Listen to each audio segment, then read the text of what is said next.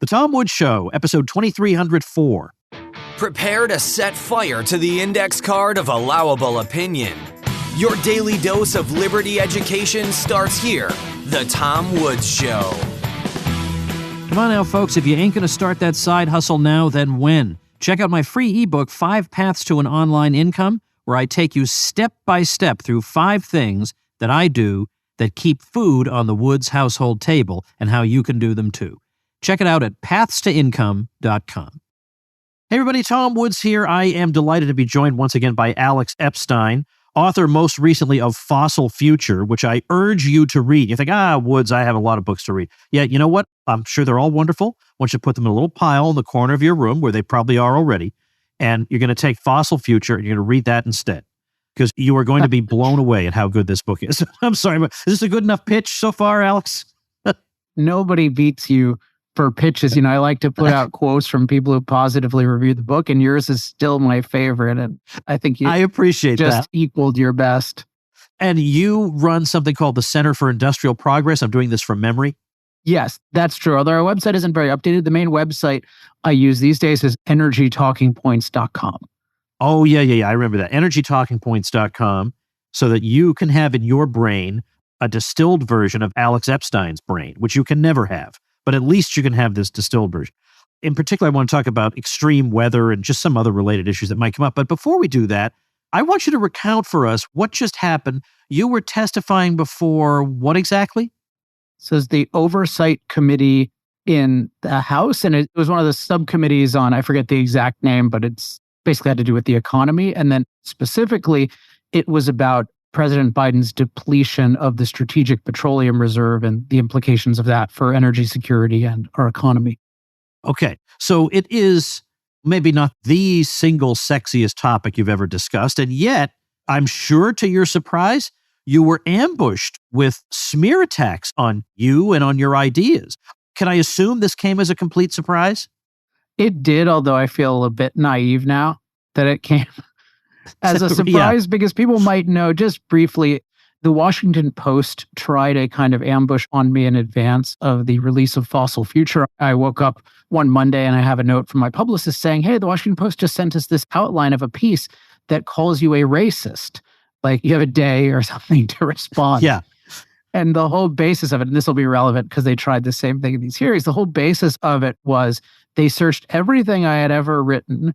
And so they found some things I'd written in college that were not racist at all. They were individualist, but specifically they said that Western civilization, because of freedom and individualism, is superior and that it's good for everybody. Namely, that these are universal values. They're not really Western values. They're universal values that happen to be discovered first in the West. And I was advocating that everyone embrace them instead of, say, having things like slavery and female genital mutilation and things that exist around the world that are really bad.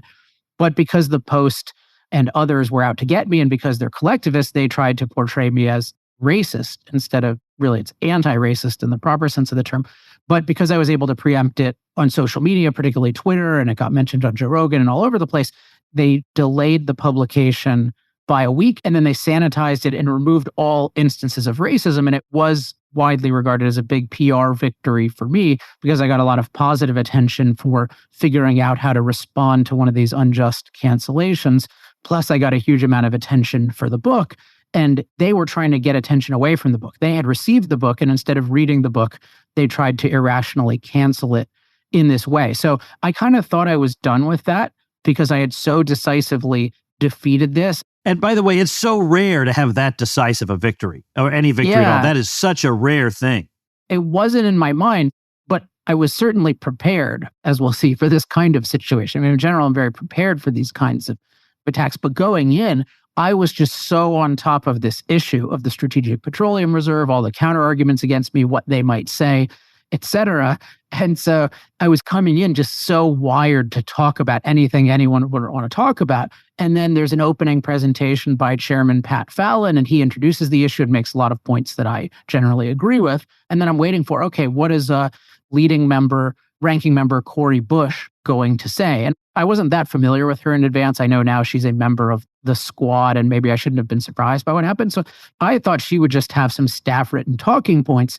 making points that I disagreed with, and then I was ready to counter those. But no, instead, she very quickly went into the Republicans brought on this witness who has espoused white supremacist views.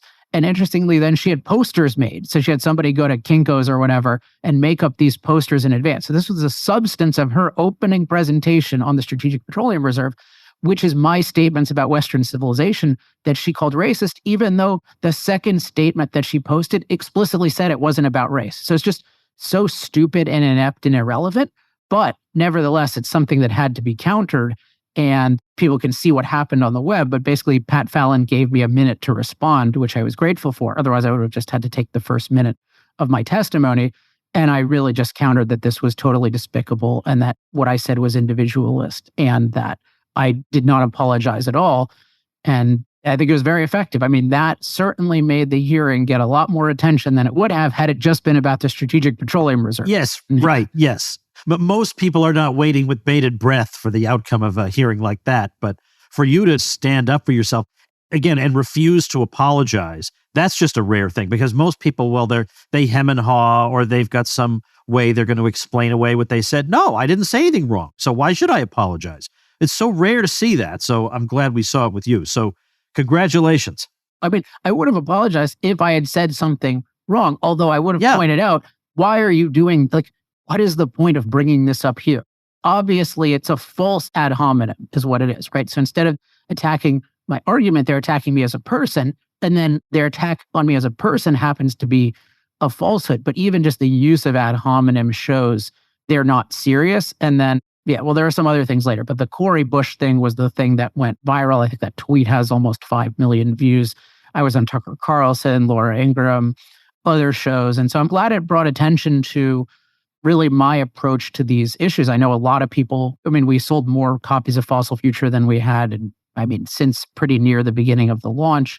So I'm glad that good things happen, but I will just say that it's a really devious thing that they're trying to do. And I would just say, unless people are really equipped to handle it, which fortunately I am, it's really bad. And to give you one example, another presenter who was called by the Republicans, really, really smart oil trader, he was just portrayed as a shill, falsely, totally, as a shill of the oil industry. And because these guys control the microphone so well, he wasn't really able to defend himself. He didn't know exactly what to do. And it's a hard situation when you're in Congress, and they really just take advantage of their platform. So if people watch the whole thing, it might be instructive just to watch how I sort of handle and deal with the fact that they have this advantage. I have a bunch of ways of dealing with that because I know that they're going to play dirty, and I'm not going to allow myself to be mistreated in public by them. I should make sure and put the relevant clip up on the show notes page so people can, in fact, watch it. So that'll be tomwoods.com/2304. In fact, I'll make a note to myself now of you confronting them. Okay, I live in Florida, so hurricanes matter to me. I'm in Central Florida, so I'm probably more or less the safest in terms of water, but I worry about it. So if it were the case that there was a trend toward more intense and more frequent weather events, including hurricanes, it would be of direct relevance to me. Now, you have quite a substantial thread on Twitter taking on this particular question. And it seems as if no matter what the weather event is, it could be indeed that the temperature is rising, but it could be that we're getting a lot of snow, and that also proves that we have climate change. No matter what happens, in some way it is twisted to serve the present narrative. So tell me a little bit about the real trend in terms of hurricane frequency and intensity now and in the future. I think it's very important that the primary trend we should be concerned with is hurricane danger, and then more broadly, like extreme weather danger or climate disaster danger, because that's what we really care about, right? We don't really care about, what exactly is happening in the atmosphere and what category is this technically. We ultimately care, hey, how much damage is this doing to us? The reason I focus there is because that brings in the full context, because the full context of anything involving climate or weather is it's always an interaction between our capabilities and then our atmospheric surroundings. And I think we need to be very, very aware of just the hypothetical that as long as we improve our capabilities sufficiently to neutralize climate danger, it matters less and less what happens with our atmospheric surroundings. So what we know for sure is that we are far safer from every form of extreme weather imaginable. And this is reflected in the stat that I've promoted a lot, which is still true, which is that climate-related disaster deaths have decreased 98% over the last 100 years. That includes hurricanes, other forms of storms, floods, et cetera. So what we need to start out with is that extreme weather danger has plummeted. And it's plummeted very, very drastically. If you look at damages tend to be flat or they tend to be down when adjusted for inflation, of course, but also increased wealth. So if you take Florida, yes, there's more damage done in Miami now from a storm than there would be 100 years ago because there's so much more wealth. But if you adjust for that, there's not an increase. So what we have is pretty static stuff in terms of financial damages and then plummeting deaths. So we know that danger is way down, and it's way down in large part because of fossil fuels. Fossil fuels power all the machines that allow us to neutralize climate danger. For example, building sturdy buildings and having storm warning systems. In the case of hurricanes, both of those are huge, huge things that make us far, far safer from extreme weather. So I think that's the most important thing, is that the danger has plummeted and we can expect our mastery over it to continue to expand as long as we have freedom and technology and, crucially, more energy. I think that's the context in which we need to look at, okay, what do we have in terms of the atmosphere? Because usually people just jump to the atmosphere, but they ignore mastery. But mastery is clearly the biggest variable, at least at this point. And so what we find with hurricanes is so far there's not much of a trend in terms of frequency and intensity. And then interestingly, if you look at the predictions of the future, even by the Intergovernmental Panel on Climate Change, which I consider biased in a number of ways, even their projections are pretty mild. They say they expect a decrease in frequency and then an increase between 1 and 10% in intensity. So this is nothing that is worth worrying about a lot, and certainly nothing that's worth gutting our ability to use energy, because energy allows us to make everything better, including to master extreme weather. You have a remark in this Twitter thread that really struck me about Hurricane Ian, which did do a fair amount of damage. And you were talking about people who speculated on exactly how much more intense Hurricane Ian was because of climate change. And this is, of course, entirely speculative. But you said one thing we can know is that without fossil fuels, Florida would have been a third world place that Ian would have utterly demolished, which is a kind of perspective we rarely get, to put it mildly. And it's important because the perspective is to rapidly eliminate fossil fuels. You notice how much of a fatalist attitude there is with hurricanes and other kinds of climate events. I mean, there's this idea that, hey, let's improve technology to deal with this. I mean, even with Mars, for God's sake, right? Elon Musk is like, hey, we can colonize Mars. We can terraform Mars. But then he historically has been a catastrophist about, oh no, we can't let it rise 2 degrees on Earth. There's nothing we can do about that. We can solve Mars, but we can't solve a warmer Earth. Fortunately, he's improved on this a bit over the years for reasons I don't fully understand. But with Ian, you would think just logically, hey, let's make ourselves safer from this and let's have a can-do attitude and let's celebrate the fact that we're obviously far safer than we used to be. Instead, it's no. Let's pursue some Florida-specific net zero goal that would totally devastate us. And by the way, we'll do almost nothing globally because other people won't be stupid enough to pursue that goal. So it's really important to think about what was Florida like before in terms of its vulnerability and what would it be like if it rapidly eliminated fossil fuels when we don't have a viable near-term replacement. I think I might have asked you this before. There's a column that Matt Ridley wrote over in the UK, and he's pretty good on these issues too. Yeah, definitely. Where he was saying that, in fact, there might actually be, he said he got into so much trouble for this column, there might actually be an upside to some warming. And I guess my question to you is, unless we're going to believe that up till recently, the world's temperature was absolutely at the optimal level, which would be incredible coincidence. I mean, amazing if we were actually already at the optimal level such that any deviation would be only downside. That just seems to me so implausible that what I wonder is, couldn't it just be the case that if the atmosphere were to become somewhat warmer, that there would be some downsides, but there would also presumably be some upside? Am I just being dumb by thinking that way? No, I think this is very reasonable. And in Fossil Future, I talk about specifically in chapter 7 and 8 about just how to think about this. And the way I think about all the climate stuff is there are three variables you have to consider when you're thinking about our climate impacts using fossil fuels. And so one is the benefit of fossil fuels. You just think about the overall benefits of fossil fuels. Two, which I've already focused on, is what are the what I call climate mastery benefits? How do fossil fuels enable us to neutralize climate danger? That's most of our mastery. But we need to factor that in, because if we can make ourselves so capable of neutralizing storms, then it doesn't matter too much, even if the intensity increases, say, 10%. And then the third thing is we need to look at the climate impacts themselves with even-handedness and precision. So even-handedness means look at positives and negatives. And once you start to think about that, it's obvious that there are going to be some positives from the greening that happens because of CO2, but also warming. I mean, we live in a world where far more people die of cold than of heat. And if you look at the warming models and the history, warming tends to occur more in colder places during colder seasons and at colder times of day. So what you can expect with warming going forward, and this is what every warming model I've ever seen says, is that in terms of heat and cold-related deaths, you're going to save more people from cold-related deaths than you're going to cause by heat-related deaths for the foreseeable future. And yet the most notable thing here is that people don't even consider the positives. And I think this goes to philosophy and what I call the anti-impact philosophy, or the anti-impact framework, which just believes that all human impact on nature is intrinsically immoral, so we just shouldn't do it. It's just wrong. And then inevitably self-destructive. Nature is going to punish us. So people just aren't open to the possibility of, wait, maybe this could be a welcome byproduct in some ways, let alone, of course, the negatives we also have a huge ability to master. So overall, fossil fuels are an incredibly good deal. I want to ask you about something that I think was just a fleeting issue, but it came up a couple months ago, the gas stoves are dangerous thing. And you never know. It seems like that's died down. I haven't heard much about it.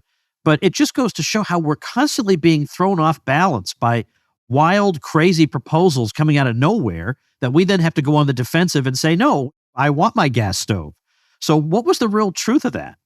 A couple of things just as background there. One is, just so people know, so you know that I what is the expression? I don't know if it's drink your own Kool-Aid, but maybe that's the wrong expression. But I use my own stuff. So when you ask me about something, I immediately just type it into energytalkingpoints.com to make sure I'm reminded of the best points. So I just typed in gas stoves because I have a lot of it in my head, but a lot of the documentation is there. So that's just an endorsement for people. Check out energytalkingpoints.com and use the search function to search anything. The other thing I would say before we get into gas stoves is I want to pause on the idea of they keep coming up with things and we're reacting. There's this phenomenon I talk about at the end of Fossil Future in chapter 11 called arguing to 100 versus arguing to 0. And arguing to 100 basically means that your side sets the goal and then proposes positive policies to get there. So the other side will say, hey, we need net zero and we need a Green New Deal or Build Back Better or Inflation Reduction Act to get there. That's like arguing to 100. And then arguing to 0 is just reacting to that. So saying, no, wait a second, like Green New Deal's bad or this gas stove's bad. And you just try to shoot them down and say, oh, no, your policies aren't practical. And my view is, no, we need to challenge the goal. We need to challenge this goal of net zero, eliminating emissions. Our goal should be advancing human flourishing around the world. And then emissions are at most a part of that. And then we should advance positive policies like decriminalizing nuclear and liberating domestic development, et cetera. Okay, so I think this is very important in terms of the framing. Now, in terms of gas stoves, I also hope that people check out what I have on this, in particular, your audience, because it's a pro-liberty audience.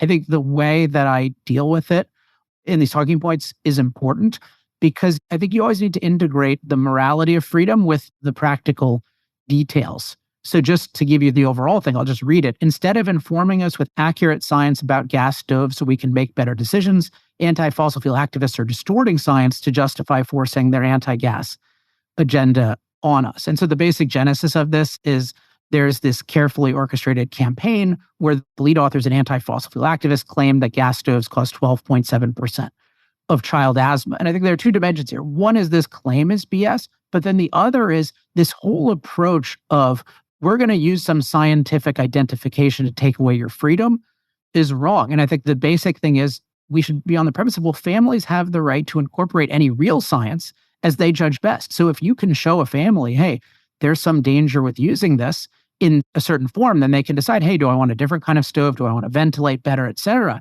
But instead what's happening is they're trying to force it on us. And they're trying to dictate to the family, hey, here's what you should do, regardless of what you think about it, regardless of what your considerations are, regardless of whether there's any actual evidence for this. That's one of the important points. And then, yes, this 12.7% claim was just total nonsense. We don't really know what causes asthma at all. So asthma rates have gone up as pollution has gone down in many places. So it's just not at all clear what goes on with asthma. It's not like this exact thing in your system that can be perfectly found. It's not like a molecule in your system that you can identify. So anyone who's making precise claims with a decimal point about asthma, you know that they're fraud. So basically, this is kind of a pseudoscientific thing that should have been offered to America's families. And I think the most anyone should have done about it is use more ventilation if they weren't already. Well, maybe if there was one thing more ridiculous than the gas stove scare, it's this thing which I assume is not going to go anywhere. But this idea of climate reparations from the developed world to the developing world, where is this idea coming from? Well, yeah, it's an interesting idea. And also just once again, energytalkingpoints.com, just search climate reparations and you can find a lot of stuff there. That's good. Of course. So yeah, the climate reparations thing, I mean, it's one of these things, it seems like a reductio ad absurdum of the mainstream view, but often these reductio ad absurdum views start to become prominent. I think Ayn Rand had a quote, something like, yesterday's uncontested absurdities are today's accepted slogans, something very close to that. This has that quality to it where it's, hey, if you concede that in general the use of fossil fuels is overwhelmingly negative and causes climate catastrophe, and then you also recognize that most of the emissions involved come from wealthy places, and then you recognize that the people least able to deal with climate, period, or any negative climate change are poorer people, then it kind of makes sense to do that. But the thing that's wrong with this is the benefits of fossil fuels are so overwhelmingly greater than the negative side effects, including in climate. That's why we have such a decline in climate danger. And then the benefits have been huge as well to the poorer parts of the world. You look at rising standards of living in the poorer parts of the world.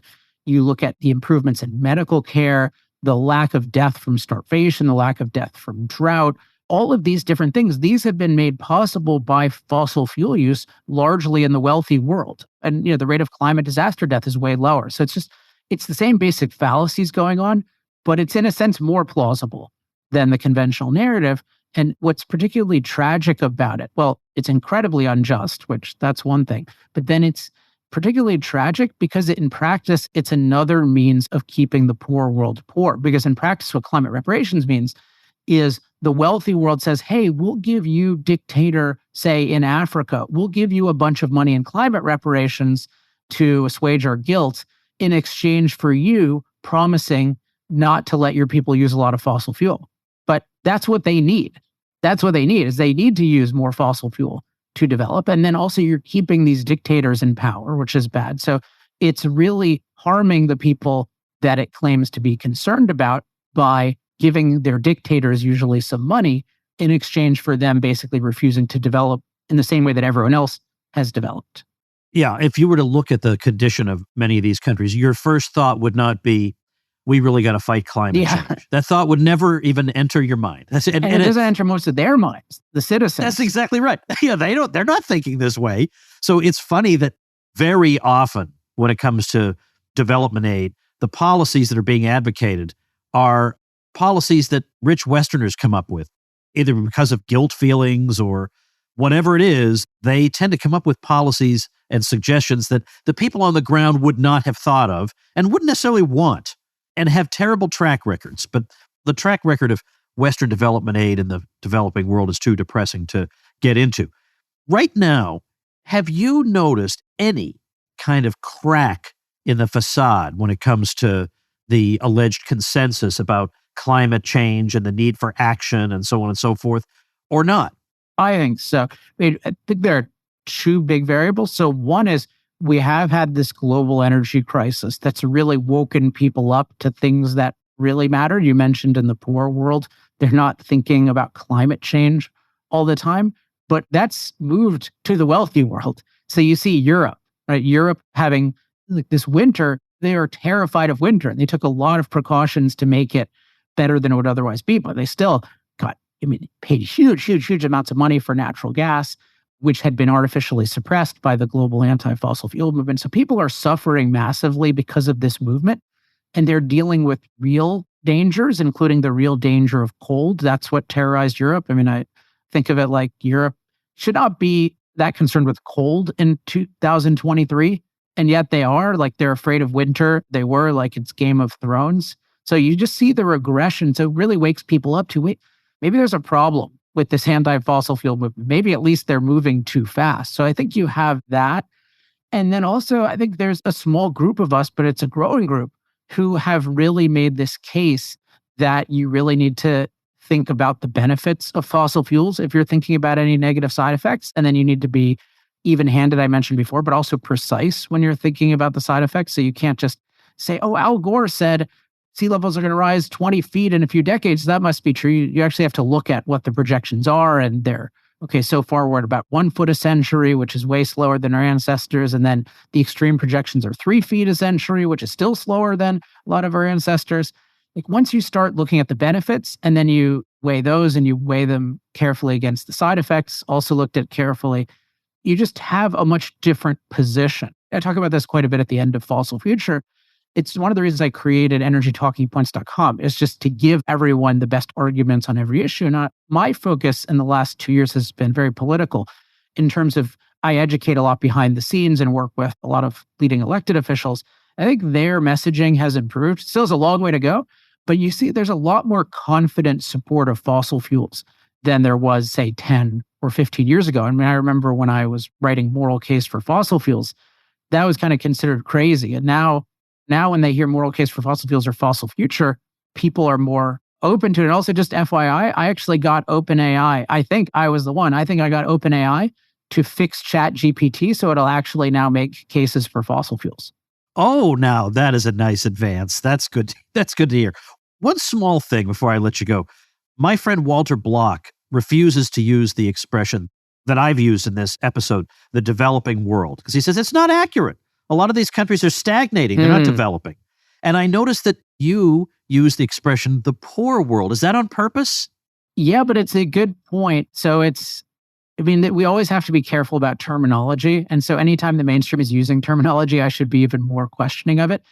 But yeah, I think there is such a thing probably as the developing world. I mean, China, I would think of as the developing world. In India, I would think of as developing. But yeah, I think poor is more accurate. There's also kind of underdeveloped.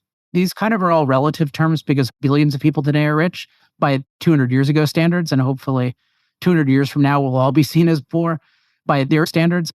But yeah, I think wealthy world, poor world is a little bit more stark, and developing is a little bit too optimistic given today's policies.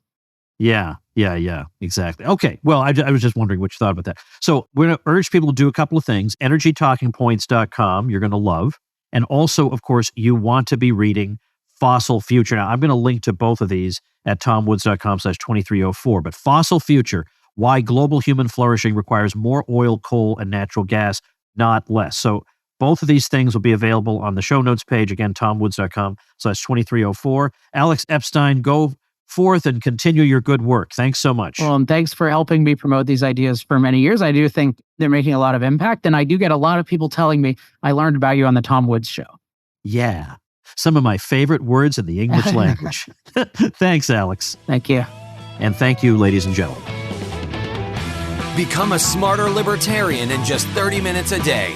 Visit tomwoods.com to subscribe to the show for free, and we'll see you next time.